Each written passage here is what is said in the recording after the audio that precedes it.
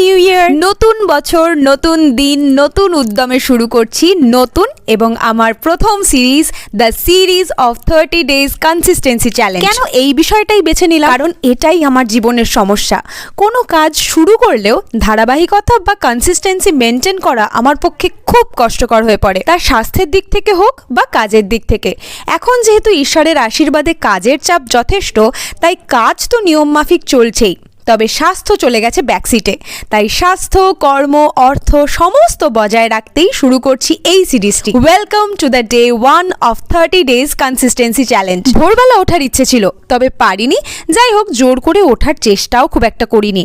প্রথম দিন, তাই মোটামুটি 6টায় উঠে ফ্রেশ হয়ে 7টা থেকে 8টার মধ্যে আধ ঘন্টা হাঁটা, আধ ঘন্টা যোগাসন। তারপরে আজ ছিল একটা নিউ ইয়ারের গিফট বক্স ডেলিভারি, সেটা পৌঁছে দিয়েই লেগে পড়েছি এক বিরাট কার্যোদ্ধারে, যার এক টুকরো অংশ জুড়ে দিলাম। সম্পূর্ণ কমপ্লিট হলে বড় ভিডিও শেয়ার করব। কাজটা বিরাট, আশীর্বাদ করো যেন শেষ করতে পারি।